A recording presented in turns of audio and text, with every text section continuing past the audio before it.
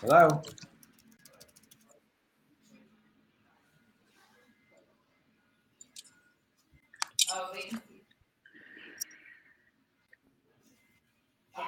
Andrew, how's it going?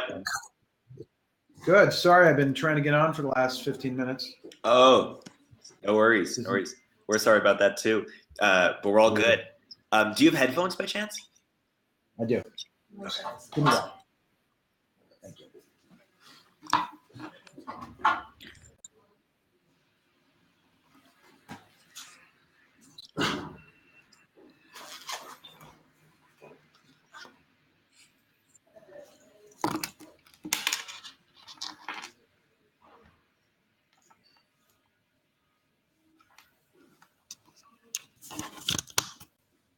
Perfect. How's that? Perfect. Better? Yeah, perfect. Andrew, welcome to the Product on Podcast. Thank you for joining us. Thanks. So let's start off with, there's so many directions we're going to go in, but first off, when people ask you what it is that you do, what do you tell them? That's a really good question. I think it's a hard question for me to answer because I think that I've done a mix of different things, but I think of myself as a filmmaker and an entrepreneur.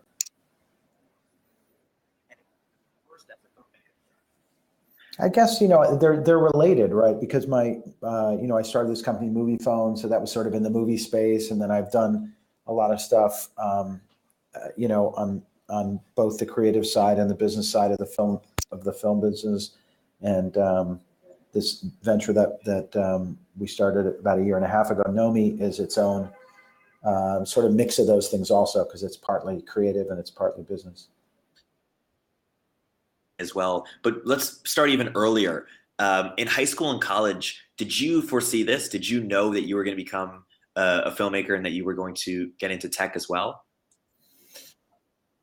I think I went to, I was an English major at Princeton, and I had and I directed a lot of plays, and I probably did the same thing in high school. I did music, and I did, and I made some short films. And so I think I was always interested in that kind of creative thing. But I liked inventing stuff also. I liked the idea of sort of creating something that didn't exist before that would serve a need. And that was probably the gestation of Movie Phone was, came from that, because it was, that I thought somebody had to create. I really just wanted to do it. I think I'm always interested in things that I would use as a person, or I would watch, I would take an interest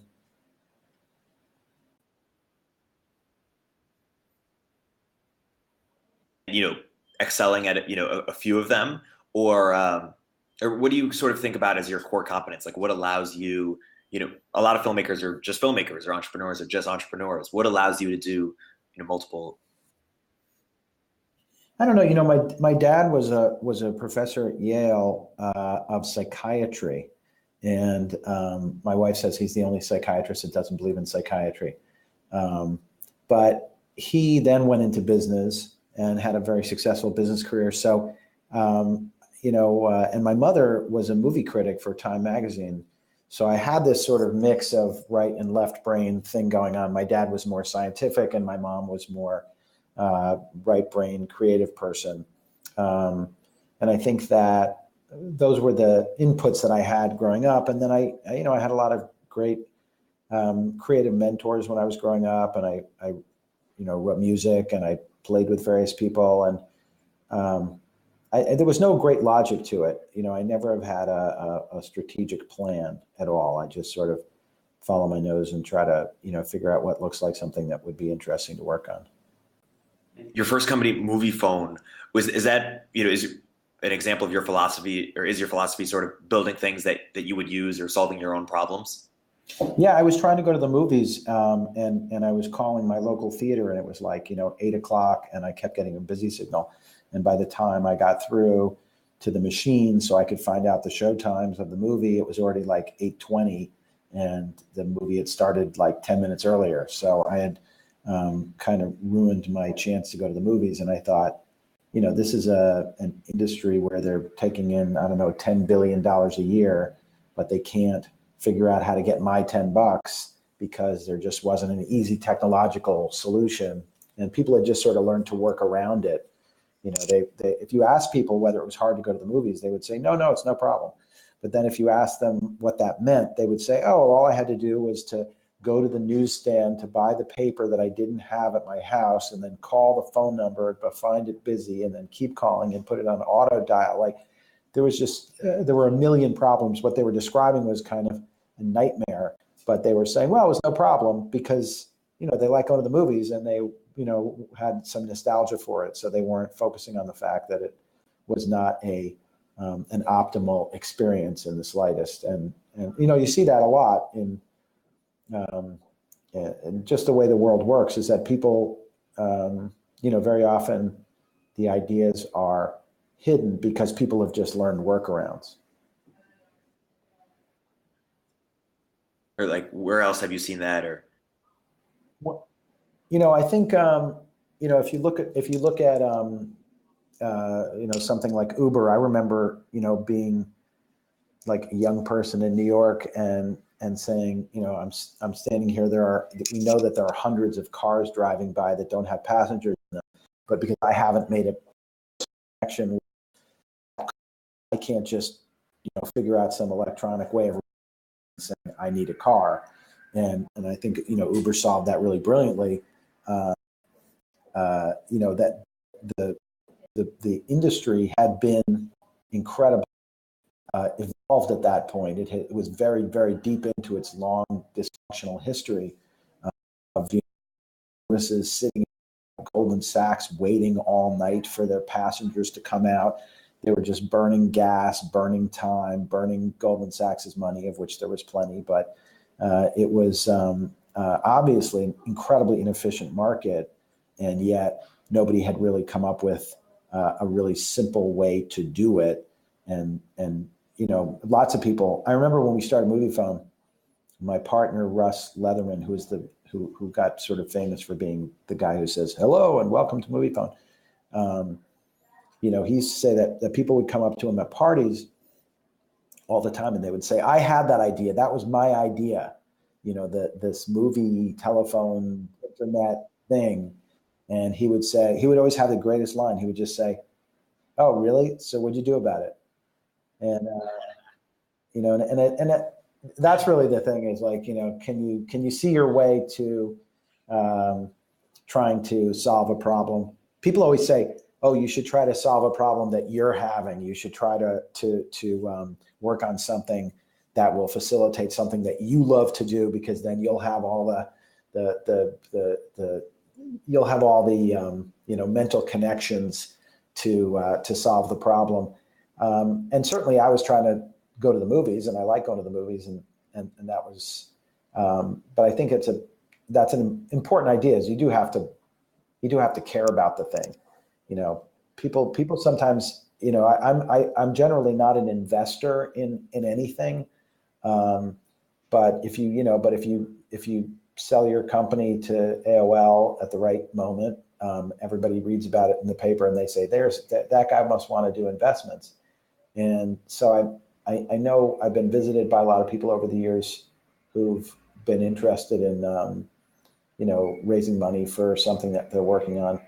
And I always know when it's trouble, when the person comes in and the first few minutes they say something to you like, well, my goal is to take the company public, or my goal is my exit strategy is X.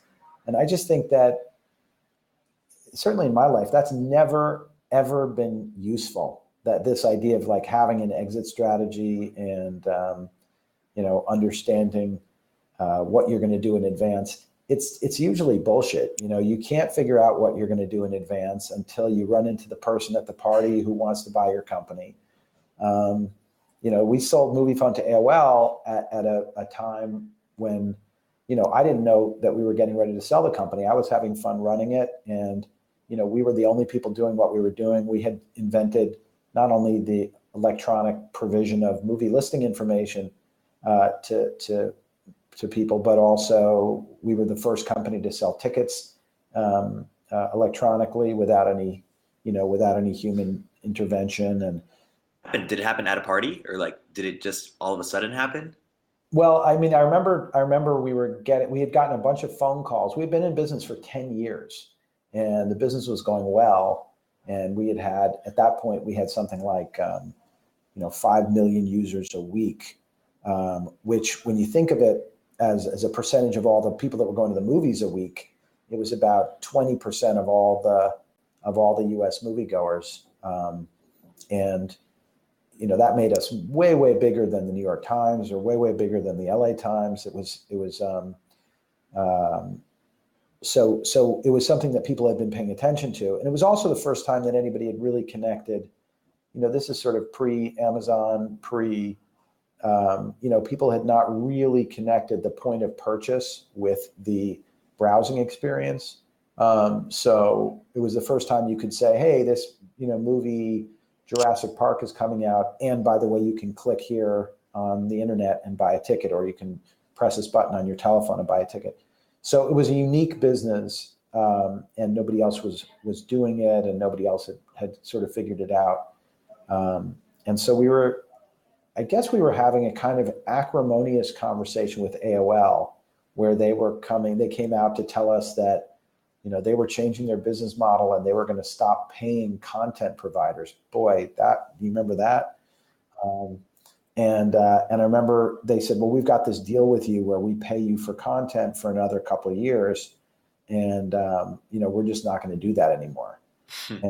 And I said, that's so funny because I am going to sue you so fast. And so, everybody was kind of weirdly cheerful about it, as they were at the time. And then within a couple of weeks, I remember I ran into to Bob Pittman, who was running the company at the time. And he said, well, I've been hearing your name around, and, and we knew each other a little bit. And he said, we should find something to do together. And I said, yeah, we should definitely find something to do together. And he said, all right, well, come visit me. And so I spoke to him the next day, and I said, let's get together. And he said, all right, first of all, it was like the next day, it was going to be January 1st. It was going to be like New Year's Day, and nobody was going to be in the office. And he said, well, I'll be in the office, but it'll just be me. Or you can come a few days later, and then you can meet with the entire team. And I said, no, I think I want to meet with just you in the office. And so I went there the next day, and it was very snowy, and it was just the two of us and Strauss Zelnick, another guy who I brought along with me. And we just talked, and he said to me, look, you understand that when we talk about doing some kind of a partnership or something, like a $200 billion company can't really be partners with a $300 million company.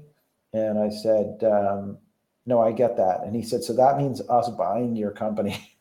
And I was like, oh, all right. Okay. I'm open to that. So we had a really good conversation. And then very quickly we found that had been approached by Yahoo and Microsoft and at the time IAC, and all of them wanted to talk about sort of the same thing. And I remember my friend who was an investment banker said to me, oh, you're selling your company. And I said, no, we're sort of involved in these strategic discussions with all these. And he's like, listen, I do this for a living. That feeling you have right now is the feeling of selling your company. So, get over it and start going to do that properly. And so after you sold it to AOL, did you work at AOL for a bunch of years, or what was the process, or did you get into film? Or? Can you hear me okay? Because I'm getting a little weird feedback on you. I'm getting only audio on you. But anyway, I didn't really have a strong view about it. I had told them that I would stick around long enough to make sure that the company was acquired well, and that people were happy, and that we had integrated the technology in a good way. So I stuck around for about a year, but I had started making a movie pretty early. Um, I started making this movie, Capturing the Freedmans, which somebody just texted me about. Um, and that movie was sort of taking over my life. So I just started doing that, and it was time for me to move on. We're going to get into KnowMe and your tech work as well, but so for our audience of entrepreneurs, investors, people embedded within the tech world, we really don't know much about how a movie is made. Um, you've made both documentaries, you made features. There's a few questions. One, which is there a certain structure of movie you enjoy making more, or what's most important to you in the movie making process? I think just trying to get to some, it sounds a little highfalutin, but trying to get to some basic truth about human beings, and I think you can get there. You can get there in documentary. You can get there in narrative feature. Um, you know, the way we, I guess, have always looked at it is, we produced this movie Catfish, and that was, the movie that sort of led to that word catfish, about people getting fooled on the internet into talking to people who are different than the people they think they're talking to. Um, and that was an example of something that really suited the documentary form, because that movie was almost a found object. There was this event going on. This guy had met this 8-year-old kid, who was a painter, and eventually this girl's, he reached out to the girl's mom to say, "Hey, your daughter asked me if she could paint one of my photographs." He's a photographer, and eventually they got into this back and forth with her family, and eventually he falls in love with the older sister, and this was all happening in real time, and the guys who were shooting this, Henry and Rel, came to me and said, "Look, we're working on this thing. It's turning into something really different. That's what we understood happened with Capturing the Freedmans. And, can you look at this stuff?" And I looked at this footage, and it was just absolutely amazing what was happening. Um, and so we agreed to work together on it, and we crafted it into a film that was really compelling. And then that evolved later. That film was popular, and that whole idea of being catfished on the internet. We made up that title Catfish because it was a line that somebody mentions inside the film, and it was that word just got put into the last Webster's dictionary as with this new meaning. So that really evolved, and then later we realized that was such a prevalent thing, that so many people were tricking each other on the internet and coming up with false identities, that we should do a television show about it. And so we ended up doing this show on MTV, which is now in its 7th season. That's a great example of something that came in a way. My initial interest in it was in making a documentary, but then it evolved quickly into a television series, because it was clear that we wanted to give voice to a lot more of those stories, and that the public was interested in that. So it just depends on the project. Something similar happened with the Jinx, because I had started out making a narrative feature film starring Ryan Gosling and Kirsten Dunst, which was called All Good Things, which was really based on the life of Robert Durst. And then and while that had been going on, I had been calling, my filmmaking partner, Mark, had been calling the lawyer for Bob Durst to say, "We're making a movie about your client, and we think that it would be helpful for us to talk to him, and maybe he wants to talk to us so he can express himself on this movie that's going to be about him." And they said, "Well, he's a private guy, and he's not going to participate." And then eventually, 4 years later, when we had finished the film, but before it had come out in theaters, I got a phone call out of the blue from the real Bob Durst, saying, "Hey, I've heard good things about the movie, and I'd like to see it." So that was another unusual situation, which I often find myself in these weird situations for some reason. But that was another situation where I had made a narrative film, and the guy who I had made it about liked it and decided that he wanted to participate at a higher level and that he wanted to sit down with me. And suddenly I was interviewing the guy that I had just made a film about, and then that's what became the Jinx. Film to a TV show. Well, I think the thing that we saw between the Jinx as a, in its earlier incarnation as All Good Things, and what later turned out to be this 6-episode television series, was that the film can be 2 hours long, and it's an experiment in limiting your options and storylines to something that is not too unmanageable and something that you can handle in a couple of hours. But the Bob Durst story is so complicated, and there's so much going on, that we were having to cut out lots and lots of really, really important stuff. Like Bob is married, for example, and he's a very unusual character because he's been accused of 3 murders over 30 years. So you got to ask yourself, especially because he was accused of killing his first wife, you have to ask yourself, like, what kind of a person marries a guy who's been accused of 3 murders and probably killed his first wife? And of course, there is this fascinating woman named Deborah Sheraton, who's Bob's wife nowadays.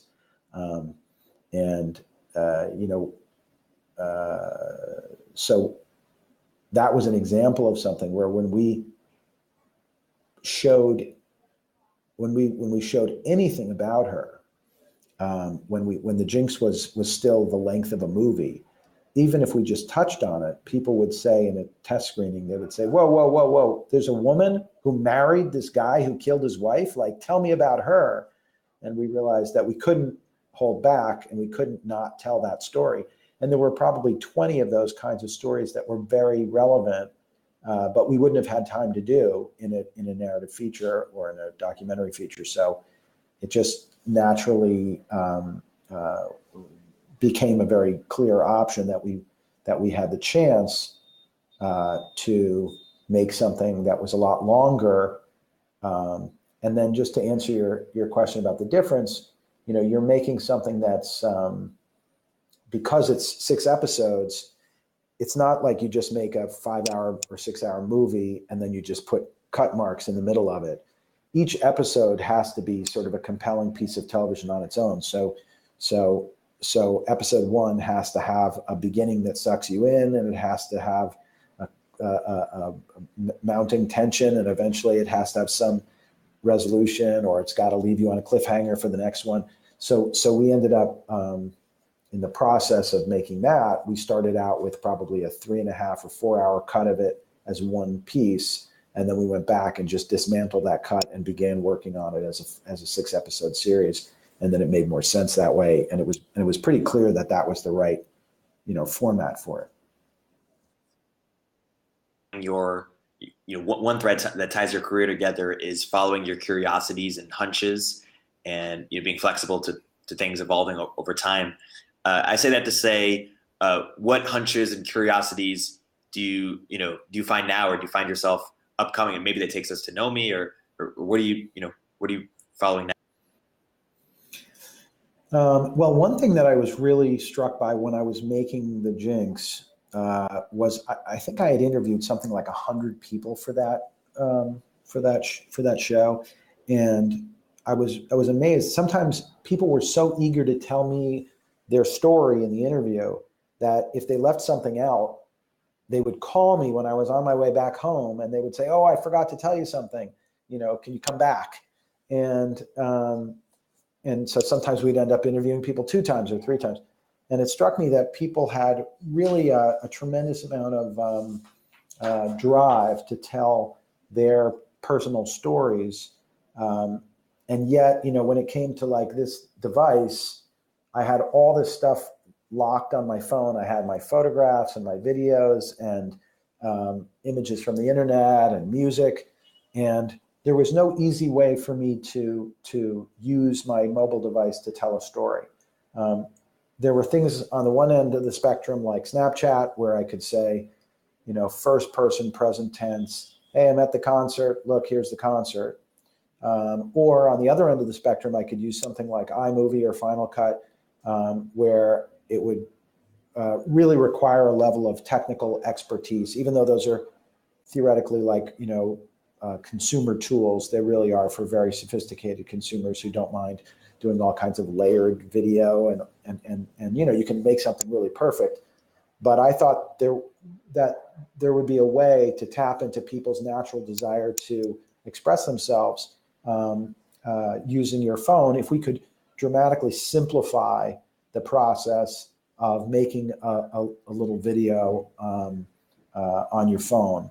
And so, we started experimenting with ways to do that and came up with, I guess based on the experience that I'd had in Movie Phone with the sort of interface building for the consumer, was that, I used to say, if you're trying to build something for regular people to use, it can't be any more complicated technically than like a 1950s television remote control.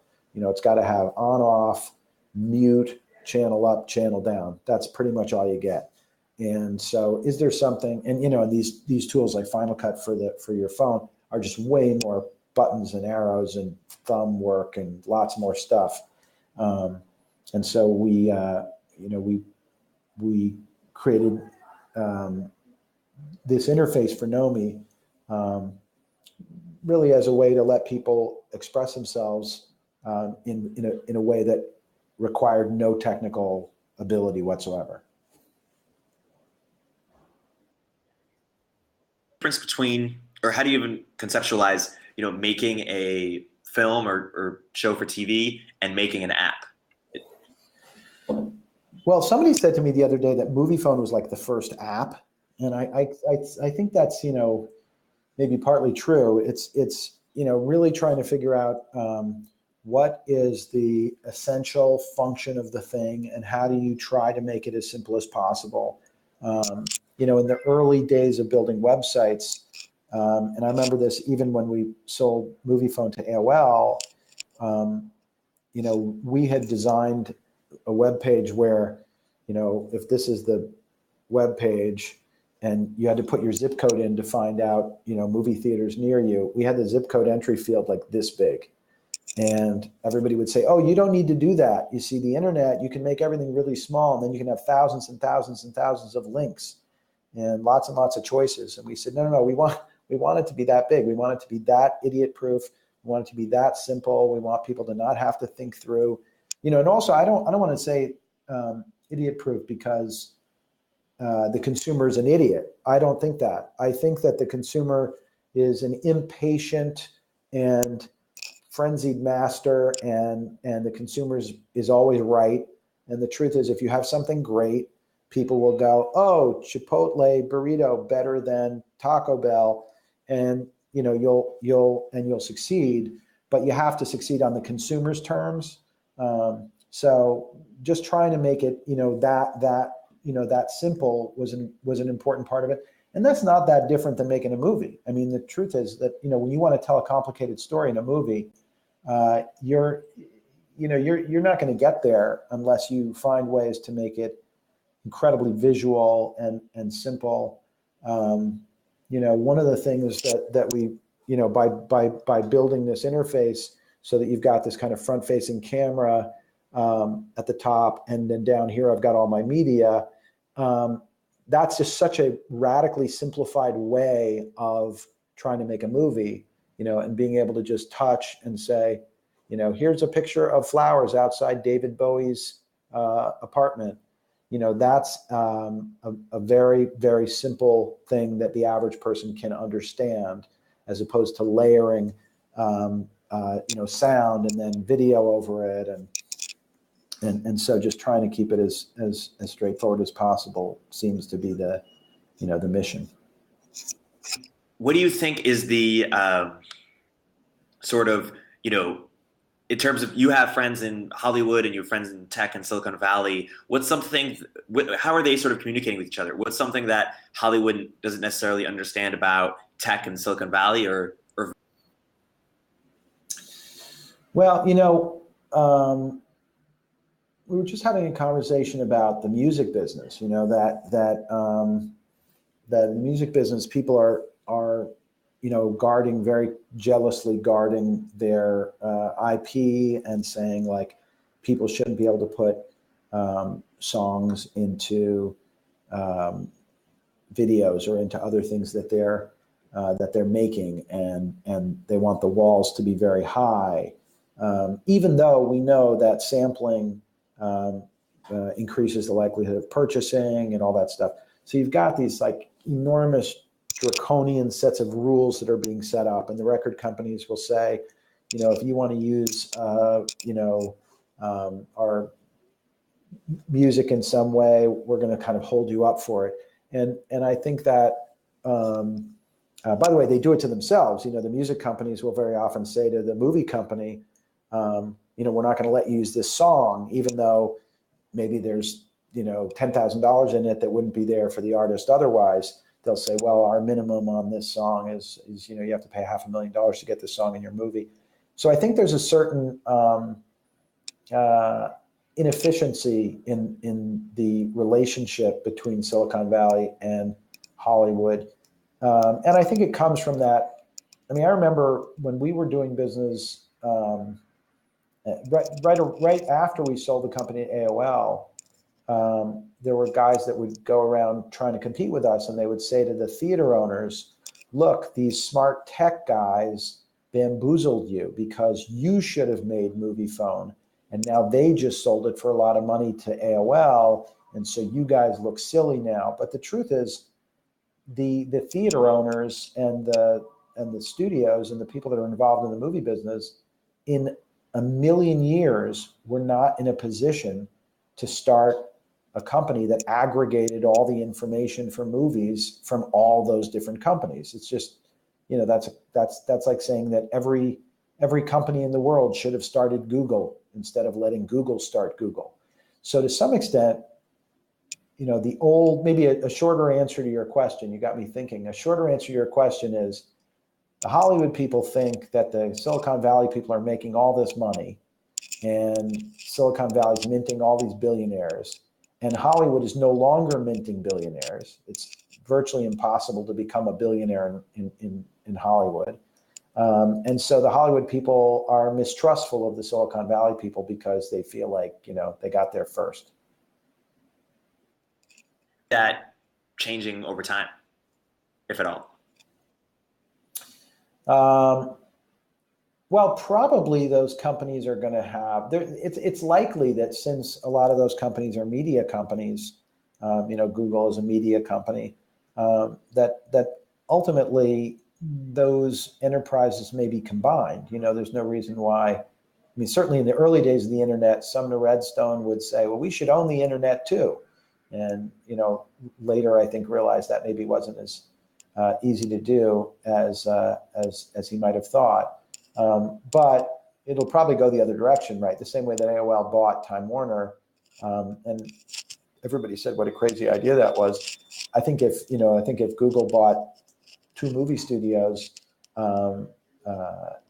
because they felt that they wanted to become a more integrated entertainment provider, I don't think anybody would be all that surprised. They might not need to do it. They may not want to do it, but I could imagine those old school media companies and these new media companies, becoming one thing.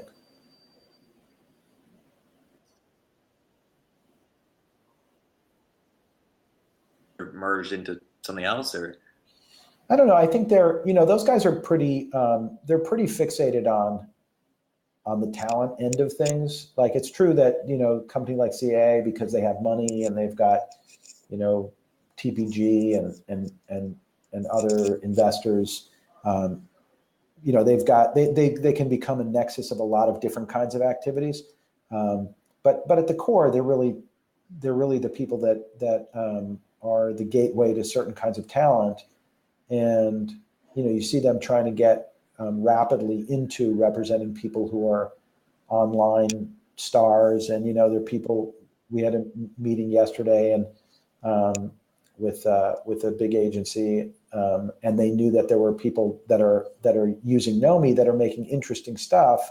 And they were, saying, well, tell us about this guy and tell us about this guy. And I remember thinking, like, do I want to tell them about this guy who currently is very happy just making cool stuff on KnowMe and isn't at the moment represented by some large talent agency? But, eventually they'll find their way to some kind of structure where the talent, the real unique talent, is represented by an agency, even if it's even if it's talent that's exclusively happening in social media.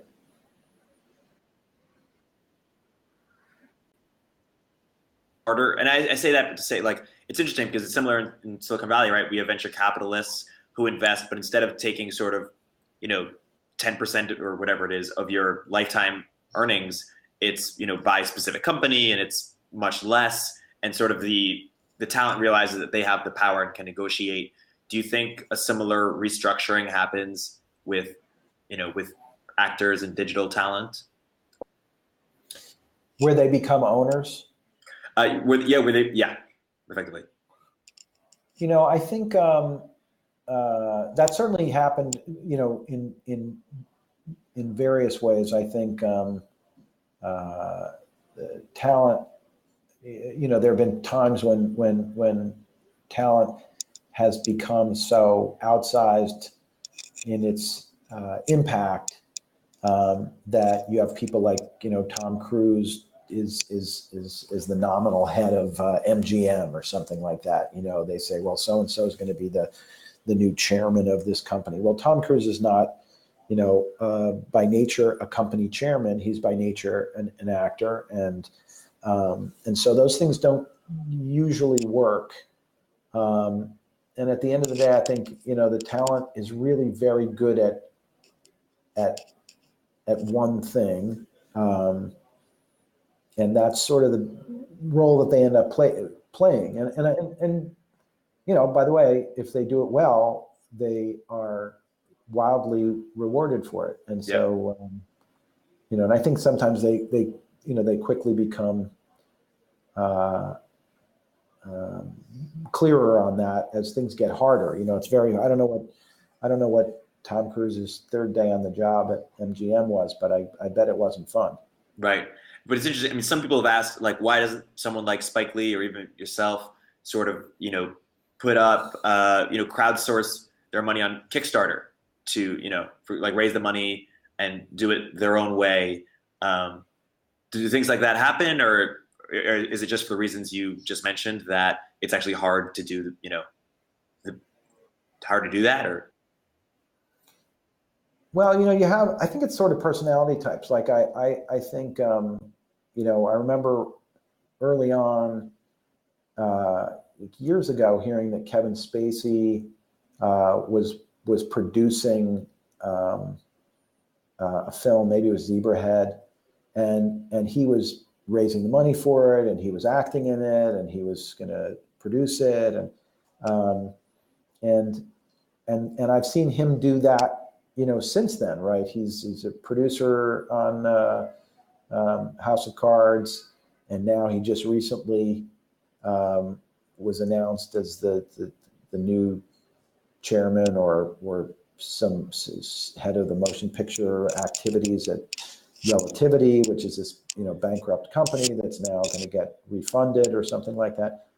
So there's a guy who obviously is, sees himself as a business person and thinks of himself that way, and is, gonna probably continue to do things like that, and maybe very good at it. Whereas, you have other people who, everybody talks about, like, Ashton Kutcher is a very good businessman. I think that's true. He's probably really smart about knowing how to exploit, his abilities, and you have more of that as the means of production starts getting taken over a little more by the talent, you know. And that's to some extent, even the idea of KnowMe is that, you know, you can sort of democratize the creation of content. You know, there was originally the idea of, you know, YouTube being sort of broadcast yourself environment. And it really evolved into something very different than that. And one of the things we're finding in KnowMe is just the way that people are able to express themselves without having to ask anyone's permission. And they can make something that's heartfelt or something that's funny or entertaining, and they can just, you know, touch something and it's up, and lots of people get to see it, and they didn't have to you know, go through some editorial review. That who's someone whose career you admire in a way that you seek?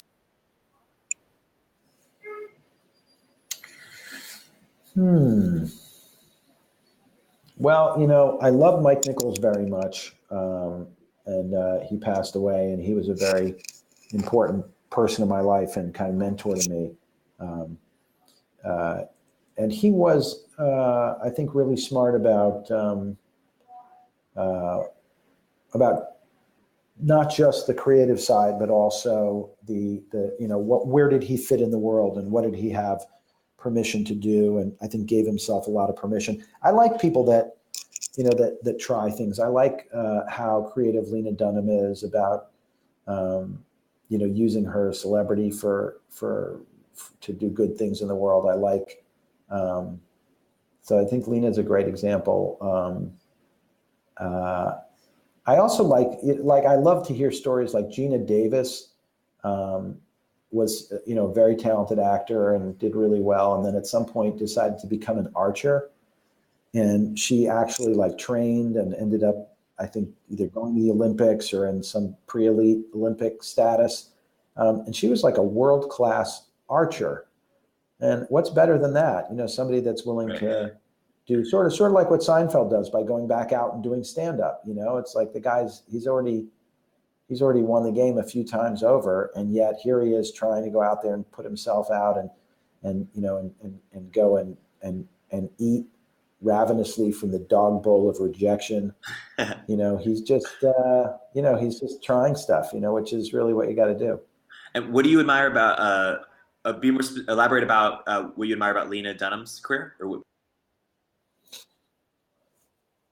You know, that she could very easily just be a girl on an HBO show who's funny, and yet she's out there, you know, aggressively using her celebrity and her cleverness to, you know, represent women very well, and to, you know, support Hillary Clinton, and to do, you know, she's a, you know, very thoughtful person, and she knows how to use the platform that she has, you know, while she has it, to do good in the world. So I think of her a little more as like a, you know, sort of social entrepreneur, or somebody that's using, you know, using her position for good in the world. It's interesting. I mean, this concept of sort of is you don't tweet much. I don't what? You don't tweet. Sorry, I lost you. You're not on social media much. You're not on Twitter very much. Yeah, you know, I have this you know, this account, and I periodically want to say things, but I do find that, you know, like I make a lot of KnowMes, and I think the difference, and maybe it was an example of like with Movie Phone, I was trying to build something that I would use. But I do think that it's very limiting for me. You know, I think it's kind of goofy to be out there saying like, hey, I just went to this restaurant, or, you know, it just feels like Twitter feels like, you know, there's only some times when it makes sense for me. And sometimes I want to say something that has some, you know, some more depth to it or some more substance to it. And that's ultimately, you know, being able to use all my stuff in my phone was a big motivator for me, because I wanted to, you know, I wanted to be able to put together I want to be able to communicate in the language of video. You know, for me to, if you look at, for example, the way that dating works online now, you know, the fact that it's 2016 and if you want to meet somebody online, you're still essentially relegated to a couple of photographs and a line or two of text. You know, that's very reductive. You're sort of turning people into their, you know, their measurements and their, you know, and their age and their sex. But the idea of being able to see more about somebody was one of the things that was a big incentive for me in building KnowMe.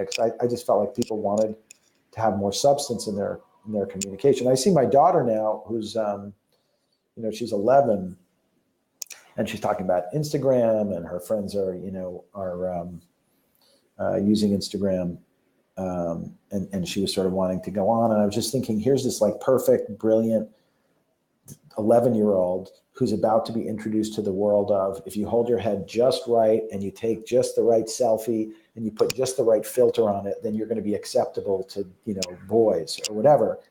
And you know, then I watch her use KnowMe, and she's able to communicate more about herself. You know, she can do a lot more. She can just convey a much more authentic picture of who she is. And I've seen lots of people, like you, when you see 30 seconds or a minute of somebody telling you about their life, and it doesn't have to just be, you know, them staring into the camera and talking, but it can be them showing you photographs and showing you video that they took and putting music over it. And, you know, by seeing that stuff, you really do feel like you know the person much, much better. You know, it doesn't substitute for the in-person meeting, but it's a big middle step that takes away a lot of the awkwardness or the sort of stranger danger that's inherent in those relationships, you know. Did you think about making a specific video dating app? You know, I think to some extent it's, you know, KnowMe works that way, and we're about, and I think there's, you know, that the one of the downsides to dating apps is that just by going on a dating app, you're sort of saying, hey, I need a date and I'm having trouble getting one. You know, everybody loved the fantasy of just saying, well, when I walk into a room, everybody wants to be on a date with me.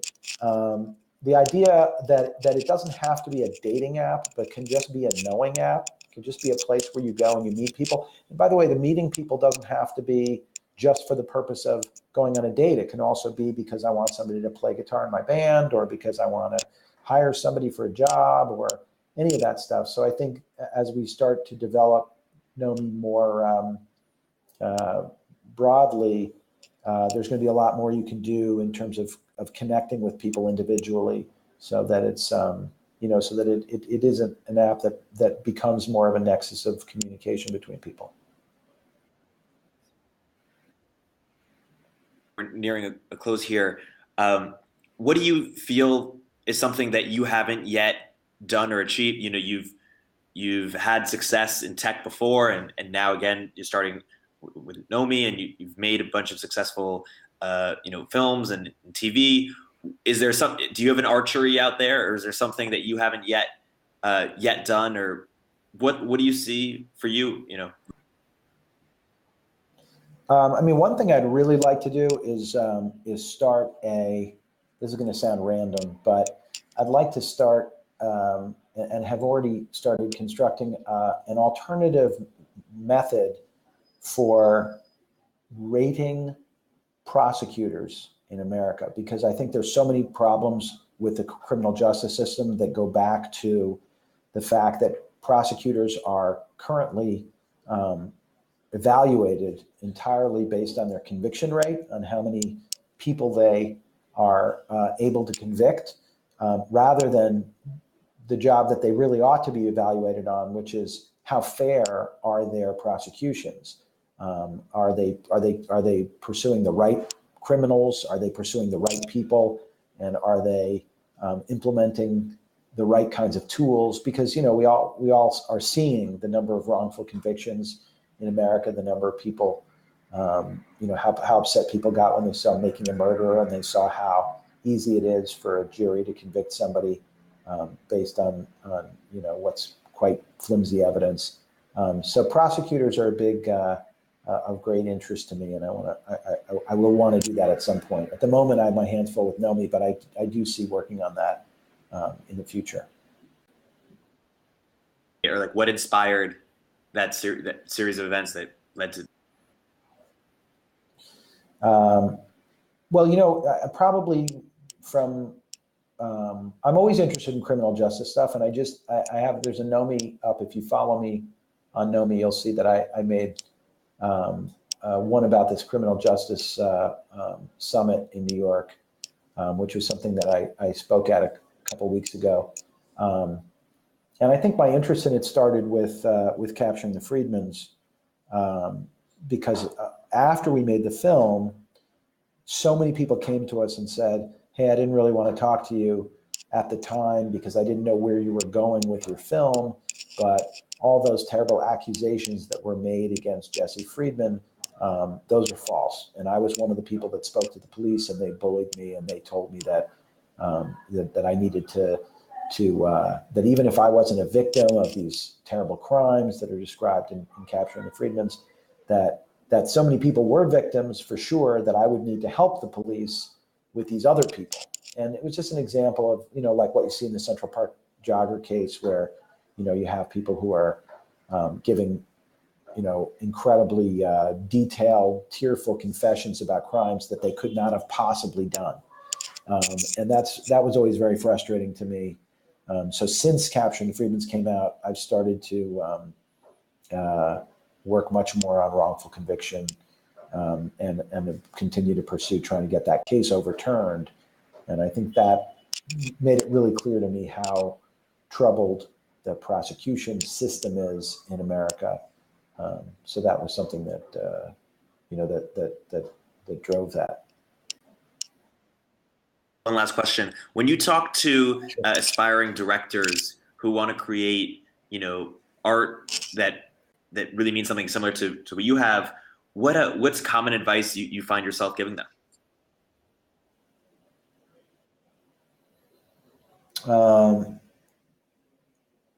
Good question.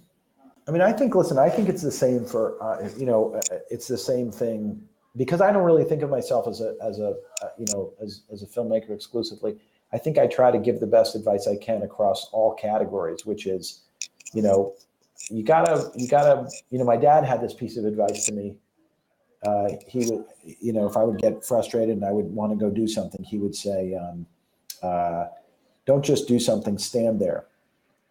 And I think what he was saying was, if you are open to the world around you, and you take a moment and you see and hear what's going on, you'll get indications of what you should be doing, what you should be working on, how you should be approaching things. So don't go into it with a doctrine that's overly specific. Go into it with the idea that you have an open mind and open heart, and you're going to go in and try to hear and try to feel and sense what's going on in the situation. And I think that's the case for making a film. You have to see where your film is going, and it's the case for making a product. I think it's all about kind of following your heart, following your nose, trying to be a good listener, and not feeling like you have to make a decision too quickly, but rather seeing what the world has to offer.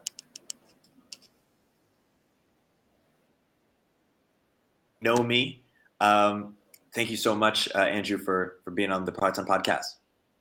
Sure, my pleasure. And where, for entrepreneurs and people who want to give feedback about KnowMe, or who want to potentially, reach out, see if they can join the team if they're hiring, or any sort of last minute plugs, what do you want to tell our audience, that they should think about KnowMe? Well, if you go to KnowMe.com, which is KNOWME, just like KnowMe, there's a bunch of stuff up there, and there's a careers section there, and but go look at the app in the App Store, and I think it'll be probably the best way to reach us is to make a KnowMe and send it. Well, thank you, Andrew. Have a great rest of your day. Great. Nice to talk to you. Thanks. Bye.